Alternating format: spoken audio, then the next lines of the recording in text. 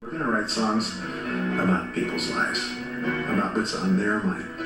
Just a small town girl living in a lonely world. A bunch of ideas written down in my lyric book, and then there was what my dad had said to me when I was struggling in LA, and he goes, "Don't stop believing, Schon." I wrote the chorus, don't stop, and brought it in, and Perry loved it, and Neal heard it, and then he said, do that rolling thing that you do, Dan or Dan or.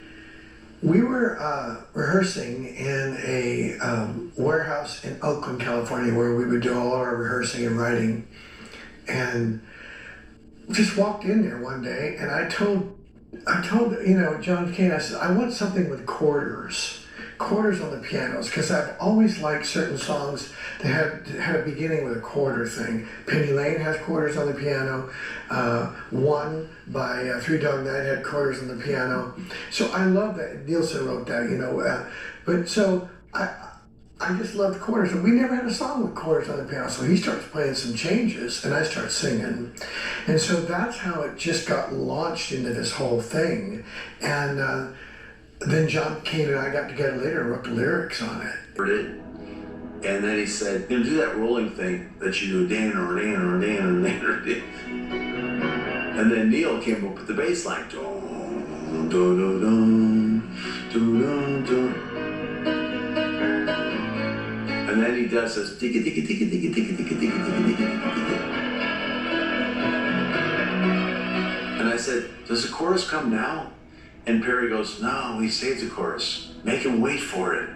A lot of people think I'm doing it like this, but it's not.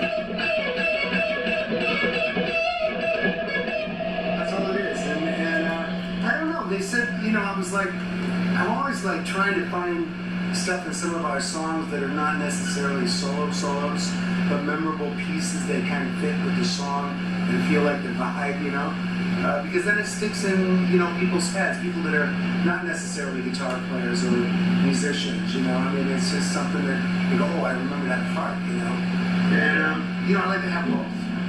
Sometimes more musical, sometimes more a part that fits with the song. And I said, does the chorus come now? And Perry goes, no, we saved the chorus. Make him wait for it.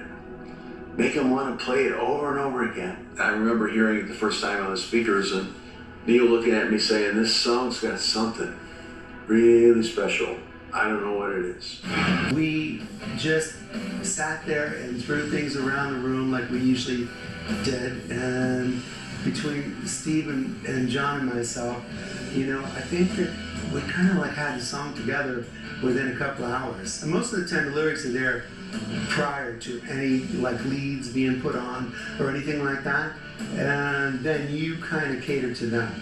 And they felt the train, and then they wrote, the lyric about took the midnight train going anywhere. The kind of chemistry we had when we sat in a room together and actually wrote together, which is the right way to do it.